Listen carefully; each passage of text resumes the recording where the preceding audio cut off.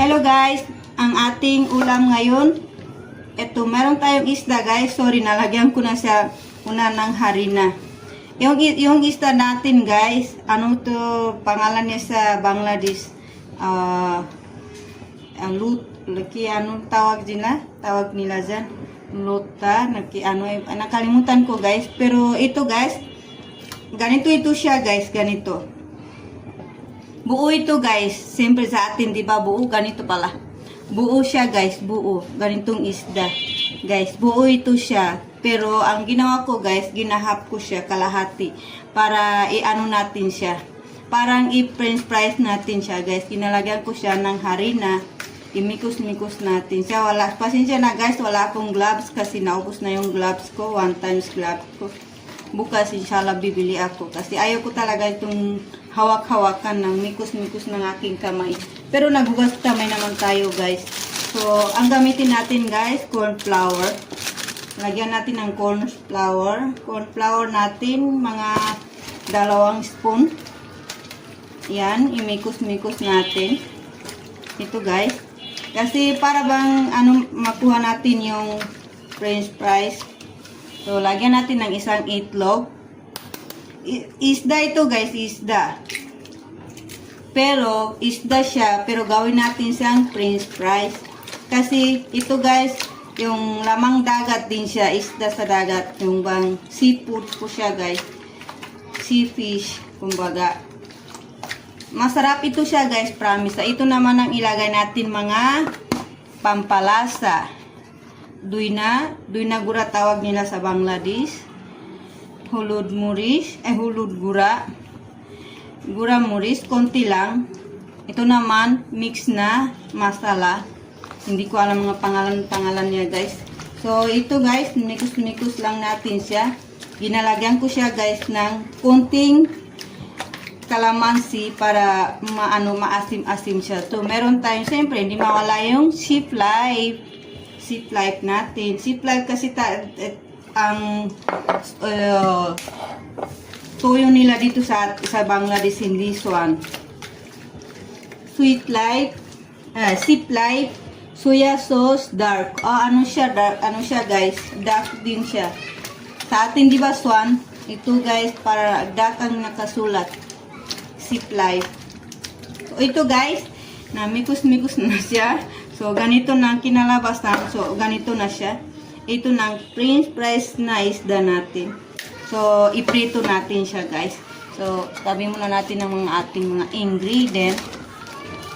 So, i-fry muna natin siya. So, yan. Ilapit natin ng camera para makita natin yung ating ginagawa. So, ayan, guys.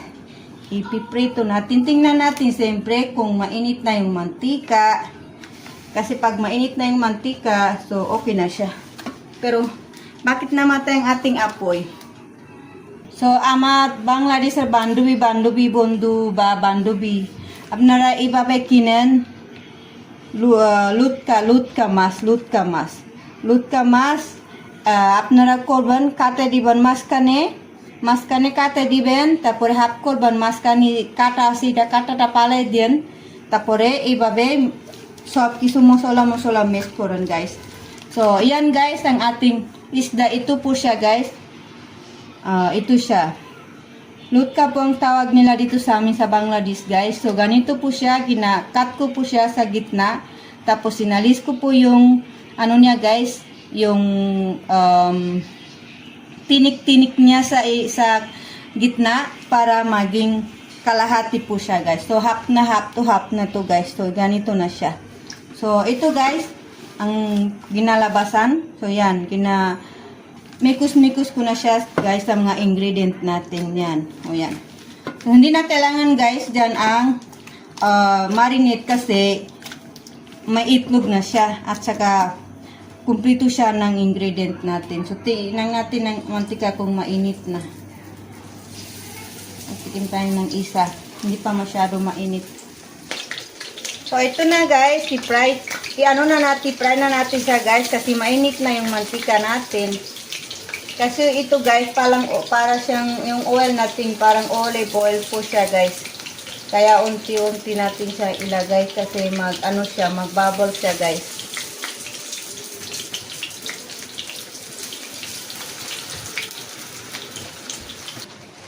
So, ito guys, ang isda natin. Ipapakita ko sa inyo kung paano ko siya ginakat. Ganito siya guys, sa gitna. Tapos, papunta dito sa likod. Hanggang dito sa harap. Para makat natin siya ng maayos. Kailangan guys, yung ano natin, gamit natin na kutsilyo ay maano siya. So, yan. Hello. So, ito guys, guntingin naman natin dito sa gitna, sa tiyan ng isda natin para maganda. So, yan guys. Yan. Tingnan nyo guys, amazing. Diba? So, ikat na natin siya. So, yan naman guys, meron siyang tinik dito. Ang tinik niya yan guys, ialis natin yan. Madali lang naman guys, kasi ano naman itong isda. Wala siyang masyado tinik na matigas. Ito. So, alisin natin ang tinik. Dito na yung tinik niya guys. So, naalis na. Wala na siyang tinik. So, pwede na siya. So, i-french fries na natin to. So, ganun lang guys. So, next na tayo guys. Naluto na yung isa. Hindi ko pala na-open ang camera natin bago ko siya inano. So, yan guys. Ay, bakit ka tumatalsik? Tumatalsik-talsik pa siya guys. I-try nyo talaga itong gawin guys. Sa isda na. Dito sa Bangladesh. Amar বান্ধবী in Bangladesh. আপনারা इसके চেষ্টা করেন এটা এভাবে লুটকা মাছ এভাবে রান্ধো ভাজা করো আপনারা ব্যবহার করেন কর্নফ্লাওয়ার ময়দা লবণ বেত লবণ তারপর দুইনা মশলা হলুদ মরিচ দুইনা গুঁড়া and sea flight. Yan lang ang kailangan. Ita lagbe. Ar kiso lagba na. Bukso.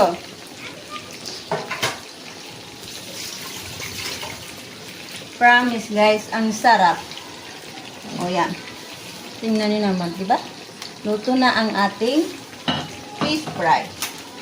Na lutkan. Ewan ko sa atin ang tawag sa Pilipinas. Try natin. Masarap. Yummy. Sobrang yummy guys. Grabe. Ang sarap. Wala siyang tinik guys. Maano ang tinik niya. Masarap siya. So ito guys. Luto na po siya guys. Yan, balik ka rin na natin siya. Prito lang natin siya guys ng mga 15 minutes or 10 minutes or 10 minutes siguro. Okay na. Pag gusto nyo naman ng medyo crunchy. So, i-ano nyo lang siya. Nasa inyo na guys kung ilang minuto nyo siya lutuin. O siya, dito sa akin, tingnan nyo, ang ganda ng kulay. Ang ganda ng pagprito.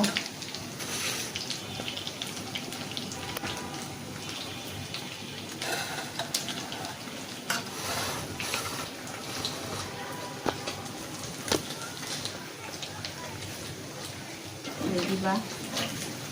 So, kunin na natin siya.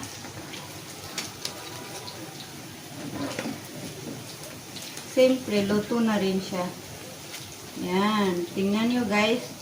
Ang sarap, diba?